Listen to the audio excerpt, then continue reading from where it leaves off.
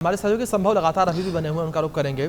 संभव, जिस तरीके से इस पूरी बातचीत में हम जिक्र कर रहे हैं कि कई कंपनियां जो है कोर्ट जाने की तैयारी कर रही हैं, ऐसे में कुछ आंकड़े मेरे पास भी निकलकर सामने आए, जहां पर जो सबसे पहली चुनौती वो A23 हेड डिजिटल वर्क्स है, वो कर्नाटक कोर्ट गई और उसने सेम यही बात का जिक्र किया जो मनोज जी ने जिक्र किया, विराग जी ने जिक्र किया। उसने कहा कि जो रमी और पोकर जैसे गेम है वो स्किल बेस्ड है। दूसरी ओर ड्रीम11, MPL, जंगली फल्टर जैसी जो कंपनियां हैं वो भी अपने लीगल ऑप्शंस जो है उनको तलाश रही हैं इस वक्त।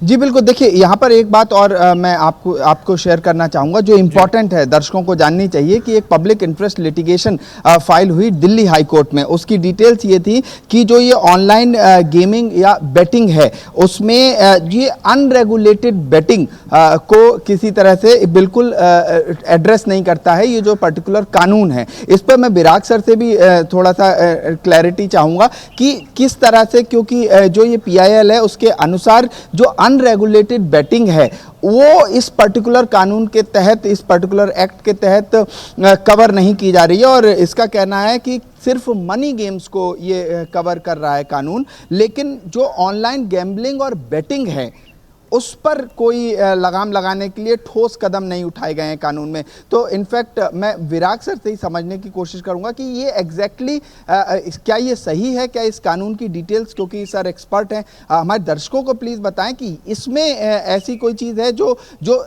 एम्बिग्यूटी है या सर कुछ क्लियर नहीं है या सब कुछ बहुत स्पष्ट है।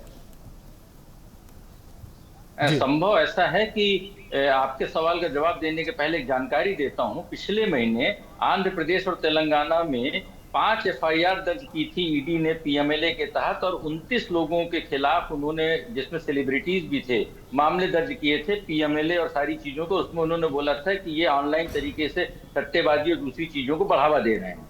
अब आपके सवाल का जवाब आता है सर, जो रियल मनी गेमिंग है, जो ऑनलाइन मनी गेमिंग है, तो ऑनलाइन मनी गेमिंग के भीतर सट्टेबाजी और ये जितनी भी चीजें हैं सब पे लगाम होनी चाहिए, क्योंकि ऐसा कोई भी खेल जिसमें पैसे का सीधा साधा मामला बनता है तो वो इस कानून के तहत उसमें तीनों चीजें बैन है। पहला, कंपनियां खिला नहीं सकती हैं। दूसरे नंबर पर उसमें जो बैंक है, बैंक उसको नहीं, उसमें उसका ट्रांजेक्शन कर सकते हैं। और तीसरा, उनका विज्ञापन नहीं हो सकता है। यद्यपि खेलने वालों के ऊपर कोई भी जुर्माना या पेनल्टी या उनका क्रिमिनल प्रोसिक्यूशन नहीं है, लेकिन प्रश्न इस बात का है कि जितनी भी बेटिंग की वेबसाइट्स या ऐप हैं ये सब गैर कानूनी तरीके से हो रही हैं। और आज की खबर है कि विदेशी कंपनियों ने बेटिंग के खेलों का प्रसार जो है ये सिग्नल और दूसरे प्लेटफॉर्म के माध्यम से चालू कर दिया है।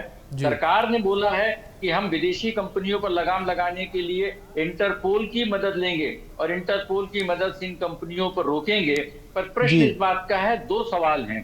पहला, राज्यों की पुलिस के पास अधिकार क्यों नहीं है, जो विषय राज्यों का है, इसको रोकने के लिए। और दूसरा प्रश्न इस बात का है कि पिछले 8-10 सालों से इस महामारी को रोकने के लिए इंटरपोल से अभी तक रोक क्यों नहीं लगाई गई। तो इसमें पूरा मुझे लग रहा है कि जो रेगुलेशन है, जो नया कानून है, वो इंडस्ट्री सेंट्रिक है। वो गेमिंग इंडस्ट्री को मान्यता देने के लिए, उसको बढ़ावा देने के लिए, उसको वित्त पोषण देने के लिए बनाया गया है। कुछ लाख लोगों को हो सकता है बेनिफिट हो जाए, लेकिन देश में 59 करोड़ लोग जो गेमिंग के लत का शिकार हो रहे हैं उनको राहत देने के लिए या अर्थव्यवस्था को राहत देने के लिए या जो गैर कानूनी तरीके से पैसा इस इंडस्ट्री में जा रहा है उसको रोकने के लिए ठोस प्रावधान नहीं किए गए हैं। देखते हैं कि जो नई अथॉरिटी बनेगी उसके पास कितनी अथॉरिटी है या जो आने वाले समय में नियम बनेंगे उन नियमों में स्पष्टता कितनी आती है। जी ठीक है विराग जी, इस तरीके से आपने जिक्र किया कि आखिर ये अधिकार क्यों नहीं है राज्यों के पुलिस को। मनोज जी, मेरा सवाल आपसे है कि एक बड़ी मात्रा में राजस्व जो है वो सरकारों को भी पहुंच रहा था, क्या यही कारण है कि सरकारें भी लगातार लंबे समय से इन चीजों को, इस गंभीर विषय को नजरअंदाज कर रही थी? देखिए, आप कह सकते हैं, लेकिन मैं तो यही कहूँगा कि जिस तरह से अगर आपके सामने विराट कोहली आते हैं MPL की तरफ से उनके ब्रांड एम्बेसडर के तौर पर, और वो आपको इन्वेस्ट करने के लिए कहते हैं तो आप उस पर वाकई यकीन करेंगे। ऐसे ही शुभमन गिल आते हैं या Dream11 से आपके पास धोनी या पंत आते हैं तो आप क्या उन पर यकीन नहीं करेंगे? तो ये सारी चीज़ें आपके सवाल के जवाब में ही हैं कि जो एक इन्वेस्टर है या एक आम आदमी है जो अपनी टीम बनाना चाहता है Dream11 पर, वो इन सब चीज़ों में चकाचौंध में पूरी तरह से गिरफ्त में आ जाता है, क्योंकि पहले आपको उसकी लत लगाई जाती है। 1 रुपए में, मात्र 1 रुपए में आप जो है पैसा लगा सकते हैं उसके बाद फिर आप उस धनराशि को बढ़ाते हैं, उससे ये फलती फूलती हैं ये कंपनियां। तो वारे न्यारे तो देखो हर तरफ हो ही रहे थे, अब उस पर लगाम लगाना भी बहुत ज़रूरी था। तो अब नए रास्ते तलाशे जा रहे हैं, ढूंढा जा रहा है कि अब कौन से रास्तों से वो पैसा लगाएं। अब पैसा तो लगा नहीं सकते आप, अब आप जो फ्री कंटेस्ट चल रहे हैं, जैसे ड्रीम 11 अपना फ्री कंटेस्ट अपना कर रहा है, जहां पर जो टॉप 20 प्रतियोगी होंगे, टॉप 20 प्रतियोगी, उनको आप आईफोन बांट रहे हैं। उसके अलावा जो है एसयूवी गाड़ी जो है टाटा की वो रखी गई है, बाइक रखी गई हैं।